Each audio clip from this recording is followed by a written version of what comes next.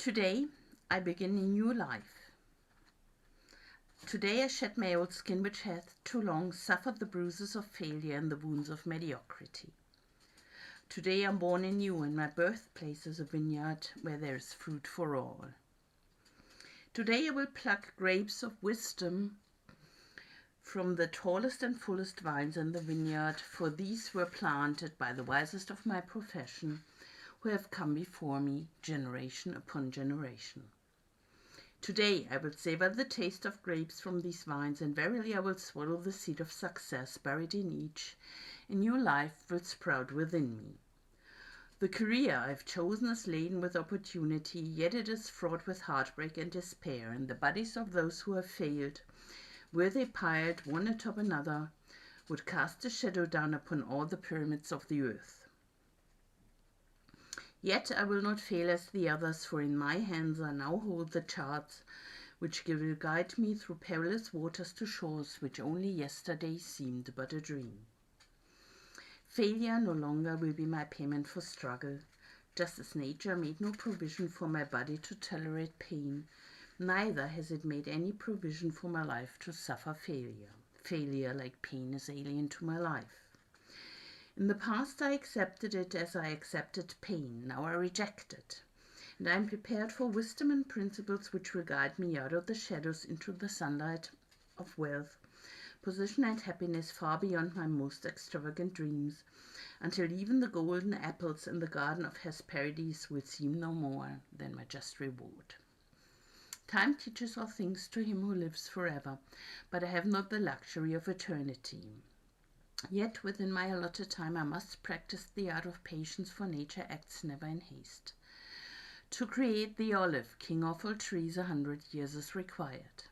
An onion plant is old in 9 weeks. I have lived as an onion plant. It has not pleased me. Now I would become the greatest of olive trees, and in truth, the greatest of salesmen.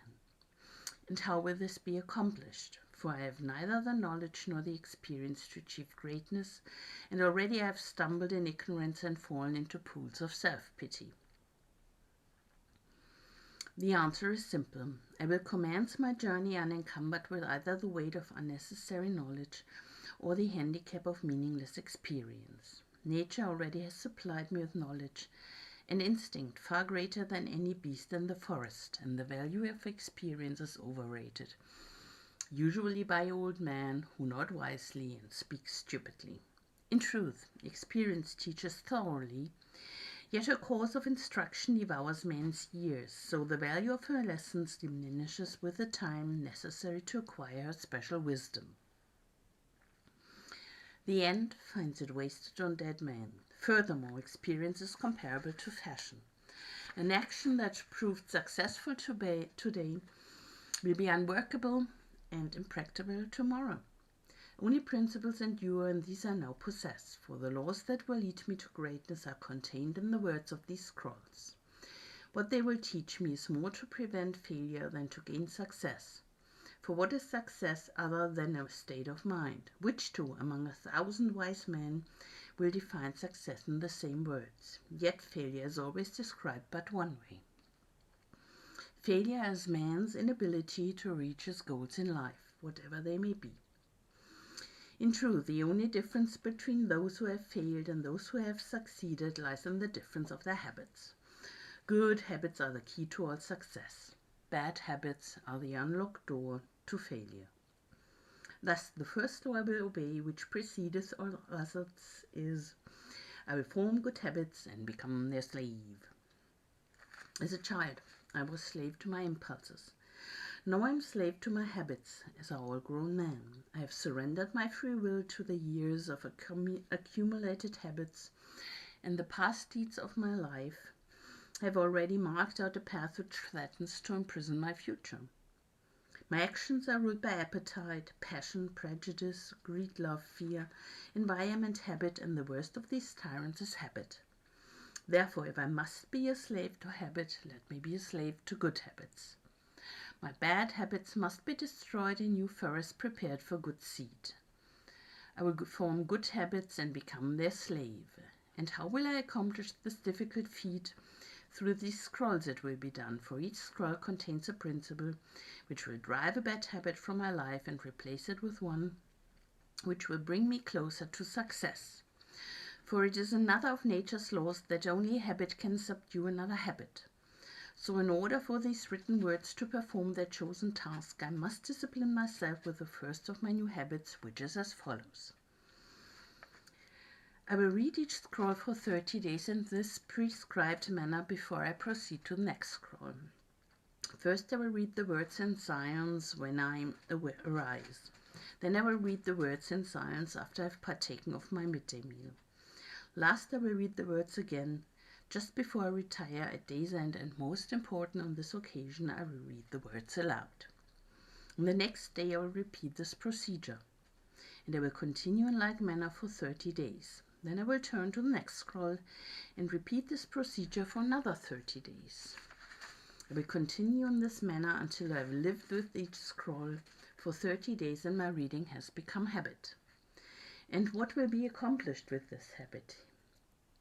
Herein lies the hidden secret of all men's accomplishments. As I repeat the words daily, they will soon become a part of my active mind, but more important, they will also seep into my other mind, that mysterious source which never sleeps, which creates my dreams and often makes me act in ways I do not comprehend. As the words of these scrolls are consumed by my mysterious mind, I will begin to awake each morning with a vitality I've never known before. My vigor will increase. My enthusiasm will rise. My desire to meet the world will overcome every fear I once knew at sunrise, and I will be happier than I ever believed it possible to be in this world of strife and sorrow. Eventually, I will find myself reacting to all situations which confront me as I was commanded in the scrolls to react, and soon these actions and reactions will become easy to perform, for any act with practice becomes easy. Thus, a new and good habit is born, for when an act becomes easy through constant repetition, it becomes a pleasure to perform. And if it is a pleasure to perform, it is man's nature to perform it often. When I perform it often, it becomes a habit and I become its slave. And since it is a good habit, this is my will. Today, I begin a new life, and I make a solemn oath to myself that nothing will retard my new life's growth. I will lose not a day from these readings, for that day cannot be retrieved, nor can I substitute another for it. I must not, I will not break this habit of daily reading from these scrolls, and in truth, the few moments spent each day on this new habit are but a small price to pay for the happiness and success that will be mine. As I read and reread the words in the scrolls to follow, never will I allow the brevity of each scroll nor the simplicity of its words to cause me to treat the scroll's message lightly. Thousands of grapes are pressed to fill one jar with wine, and the grape skin and pulp are tossed to the birds. So it is with these grapes of wisdom from the ages. Much has been filtered and tossed to the wind. Only the pure truth lies distilled in the words to come. I will drink as instructed and spill not a drop, and the seed of success I will swallow. Today my old skin has become as dust. I will walk tall among men, and they will know me not, for today I'm a new man with a new life.